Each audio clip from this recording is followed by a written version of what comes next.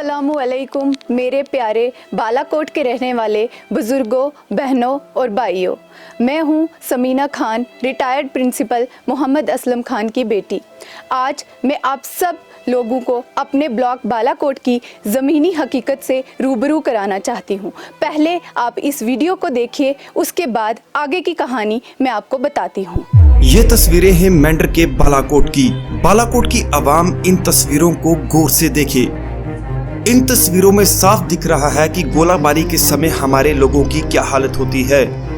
आप अंदाजा लगा सकते हैं कि जिन लोगों को हमने हर बार इलेक्शन जिताकर इसलिए उम्मीदवार बनाया था ताकि आवाम की वो खिदमत कर सके, आपके मुश्किल दौर में आपके काम आ सके। क्या ऐसा हुआ है ये आप खुद जानते हैं। आप देखिए हमारी सड़कों की हालत, हमारे हेल्थ सेक्टर की हालत, हमारे पानी की सप्लाई घोड़ों और खच्चरों पर लेकर जाना पड़ता है। आज आवाम कितनी परेशान है, लेकिन किसी को कोई परेशानी नहीं है। वो नेता लोग आराम से चैन की नींद घरों में सोए हुए हैं। जब सरकार ने एक बार फिर डीडीसी इलेक्शन चुनावों का बिगुल बजाया और ये लोग फिर से एक्टिव हो गए, जनता को गुमराह करने के लिए ये दोबारा मैदान में आ गए। अगर आप उन लोगों को दोबारा लाना चाहते हैं तो ये हालत देख लीजिएगा। इसी तरीके से इससे भी बदतर हालत हो सकती है। यदि आप बदलाव चाहते हैं, किसी नए चेहरे को मौका देते हैं, तो यकीन मानिए कि आपकी हर मुश्किलात का हल निकाला जाएगा। 200 बनया 400 बनया, लेकिन उन्होंने मोर्चे की जांच पड़ताल की जाए कि वो मोर्चे बने जेडे लोग जद ने भी शनून दी चादर, ये जड़ियाँ टीन दी चादर इन्होंने थले रहने वाले लोग दे, वो लोग इस वक्त रो रहे हैं। वो आखते हैं जी बन जासन बिल्कुल अलसी लेने ऊपर बराबर 50-60 वाला जड़ा इन 2.5-3 करोड़ पंजाबी थी तो क्या गल्ला कमाई छोड़िया इतेला ना तो कोई मोर्चा दिता, सिर्फ बेंच दा मेंबर अपना अपना उल्लू सीधा करने लोगों ने ना की नहीं, अपने उल्लू सीधा करी, ऐसे कुछ आता किया ही नहीं। ये वीडियो क्लिप देखकर आपने अंदाज़ा लगा ही लिया होगा कि ये कौन सी जगह है, ये कौन सा एरिया है। इससे पहले मैं बात करूंगी हमारी रोड्स की। हमारी बीजी टू हरनी रोड हो गई, बीजी से मेंढर रोड हो गई, या संदोट रोड हो गई, या परनई प्रोजेक्ट हो गया। जितनी भी रोड्स की हम बात करेंगे तो आप सब बखूबी उसको चीज़ को जानते हैं कि वो रोड्स आज तक अंडर कंस्ट्रक्शन हैं। इनकी हालात बद से बदतर है। यहाँ पर इंसान तो दूर की बात है, जानवर भी नहीं चल सकता है ऐसी रोड्स पे। और इन रोड्स पे बहुत ही ज़्यादा करोड़ों रुपए खर्च हो चुके हैं, लेकिन आज तक इनकी हालात नहीं सुधरे हैं। अब बात हम करते हैं गोलाबारी की। हमारे बालाकोट की बात की जाए तो हमारे बालाकोट को बाहर में कैसी पहचान मिली है। बालाकोट ऐसा एरिया जहाँ पे दिन ब दिन गोलाबारी होते रहती है, इंजरी होती है, तो वहाँ से उन इंजर्ड लोगों को उठाने वाला कोई नहीं होता है। बदकिस्मती से अगर उनको वहाँ से कोई लेकर भी जाता है तो वो बेचारे रास्ते में ही दम तोड़ देते हैं, क्योंकि हमारी सड़कों की खस्ता हालत की वजह से और हमारे जो हॉस्पिटल फैसिलिटीज़ हैं या हेल्थ केयर फैसिलिटीज़ हैं वो प्रॉपरली अवेलेबल नहीं हैं। उसकी वजह से हमारे बहुत सारे ऐसे लोग हैं जो अपनी जान गंवा चुके हैं, माजूर हो चुके हैं, और उनकी वहाँ के रहने वालों की मुश्किलात दिन ब दिन बढ़ती जा रही हैं। स्कूल्स जो हैं हमारे बालाकोट एरिया में वो अंडर डेवलप्ड हैं। उनकी जो बिल्डिंग्स हैं वो गिरी पड़ी हुई हैं, इंफ्रास्ट्रक्चर नहीं है। आज के टाइम में भी जो बच्चे हैं वो खुले आसमान के नीचे बैठ के तालीम ले रहे हैं, और ऐसे हालात में जबकि गोलाबारी भी है और स्कूल का इंफ्रास्ट्रक्चर भी नहीं है, तो आप सोचिए कि उस जो हमारे नौजवान हैं उनका फ्यूचर क्या है। पढ़ाई जो है वो सबसे ज़्यादा ज़रूरी है, एजुकेशन जो है वो सबसे ज़्यादा ज़रूरी है। लेकिन ऐसे माहौल में आप ही सोचिए कि उन बच्चों का क्या फ्यूचर होगा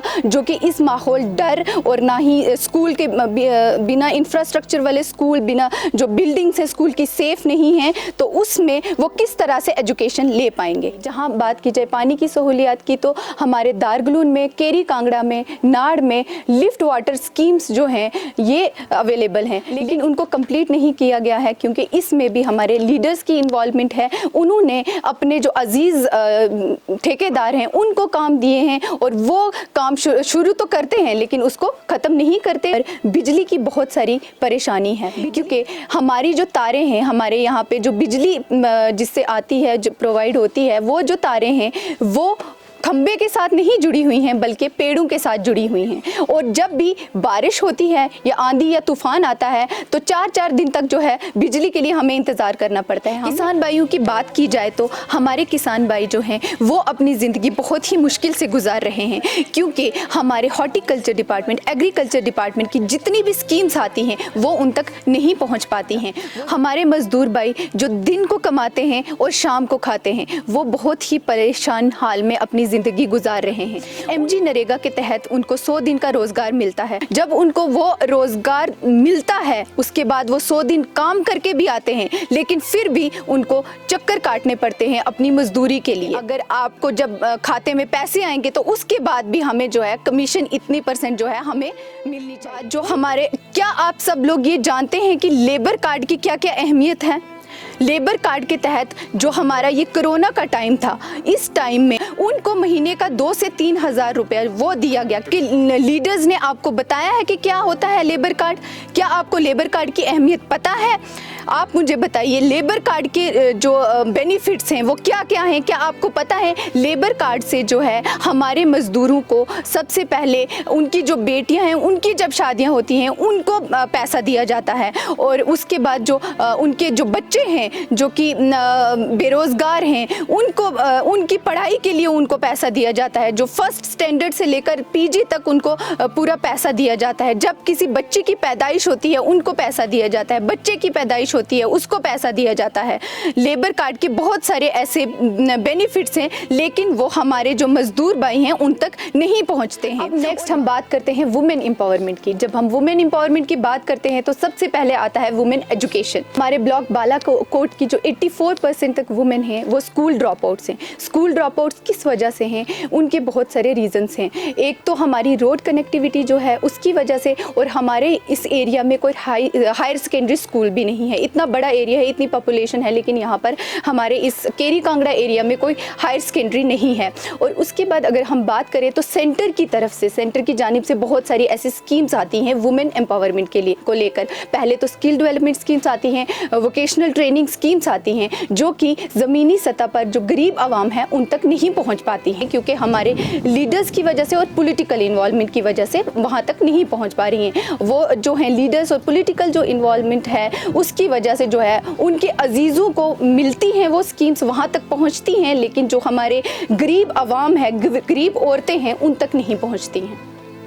तो ये थी हमारे ब्लॉक बालाकोट की हमारे वाटर को लेकर, वाटर फैसिलिटीज़ को लेकर, एजुकेशन फैसिलिटीज़ को लेकर, एग्रीकल्चर फैसिलिटीज़ को लेकर, लेबर की प्रॉब्लम्स को लेकर, और हमारी वुमेन की प्रॉब्लम्स को लेकर, और हमारे जो हैं बॉर्डर एरिया के इश्यूज़ को लेकर, हेल्थ इश्यूज़ को लेकर, इन सब की जो है ज़मीनी हकीकत जो है ये मैंने आपके सामने बयान की है। जितनी भी जो हमारे गवर्नमेंट की स्कीम्स हैं, इतनी सारी स्कीम्स हैं, काश इन स्कीम्स का आपको बेनिफिट मिल पाता। मुझे बहुत दुख से ये बात कहनी पड़ रही है कि हमारे जो लोग हैं इन स्कीम्स का जो बेनिफिट नहीं ले पा रहे हैं। मैं अपने ब्लॉक बालाकोट के बहुत सारे एरिया में घूमी हूँ। मैंने बहुत सारे ऐसे परिवार देखे हैं जो बहुत ही मुश्किल से अपनी ज़िंदगी गुजार रहे हैं।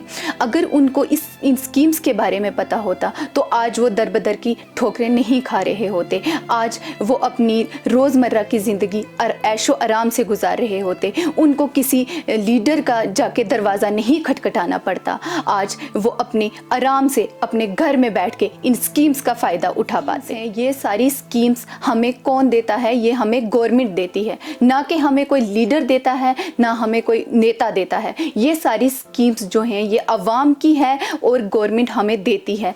लेकिन इन स्कीम्स को हमारे तक पहुंचाता कौन है? हमारे नेता लोग। ये इन्होंने हमें अवेयर करना है, इन्होंने अवाम को अवेयर करना है इन स्कीम्स को लेकर। क्या आपको उन्होंने इन स्कीम्स को लेकर अवेयर किया है? क्या आपको इन्होंने जो हम आपके लिए गवर्नमेंट ने फ़ायदे रखे हैं, स्कीम्स रखी हैं, वो आप तक पहुंचाई हैं? ये आपको अब फैसला करना है कि आप दोबारा उनको इस चीज़ का मौका देना चाहते हैं या नहीं। अब आखिर में मैं आपको ये बताना चाहती हूँ कि मैंने और मेरी टीम ने ये ठान लिया है कि मैं अपने पूरे ब्लॉक बालाकोट के लिए ये लड़ाई लड़ूंगी। और ये लड़ाई लड़ने के लिए मुझे आपकी दुआएं और आपके साथ की ज़रूरत है। आप लोग अगर अपनी दुआएं और अपने साथ के साथ मुझे इस काम के लिए निकालेंगे तो मुझे जिस भी हद तक जाना पड़ा मैं उस हद तक आपके लिए ये लड़ाई लड़ूंगी और मैं इंशाअल्लाह आपकी जितनी भी मुश्किलात हैं, जितनी भी परेशानियां हैं, उनको हल करने की कोशिश करूंगी। और ये बदलाव एक युवा ही ला सकता है, एक यंगस्टर ही ला सकता है और अपने बुजुर्गों की दुआओं के साथ ला सकता है। अब ये आप सब ने खुद फैसला करना है कि 13 तारीख को आपने फिर से किसको मौका देना है। आपने उन लोगों को मौका देना है जिनको आप पहले मौका दे चुके हैं वो आपको धोखा दे चुके हैं। आपने फिर से धोखा खाना है या फिर आप किसी ऐसे युवा का साथ देना चाहते हैं जो कि बदलाव लाना चाहता है, अपने यहाँ एरिया को डेवलप करना चाहता है, अपने एरिया के लिए कुछ करना चाहता है। ये आपके हाथ में है, ये फैसला आपका है। मंजिल से आगे बढ़कर मंजिल तलाश कर, मंजिल से आगे बढ़कर मंजिल तलाश कर, मिल जाए तुझको दरिया तो समुंदर तलाश कर। हर शीशा टूट जाता है पत्थर की चोट से, हर शीशा टूट जाता है पत्थर की चोट से, पत्थर ही टूट जाए वो शीशा तलाश कर। मैं इस तवक्को से आप सब से अलविदा चाहती हूँ कि आप ब्लॉक बालाकोट का नक्शा बदलने में मेरी मदद करेंगे। खुदा हाफिज। ये तस्वीरें दिखाने का एक ही मकसद है कि बालाकोट की आवाम जाने कि आज से पहले इन नेताओं ने, इन लीडरों ने आपको किस तरीके से लूटा है। ये हालत है हमारे बालाकोट की। आज सड़कें, पानी, बिजली, बुनियादी सहूलतें हैं, उन सब से महरूम रखा गया है। आखिर कब तक हम ये सब जो है सहते रहेंगे। हम यही कहना चाहते हैं कि अपना कीमती वोट समीना खान के हक में दें और इस युवा नेता को अपना उम्मीदवार बनाएं ताकि ये आपकी खिदमत कर सकें।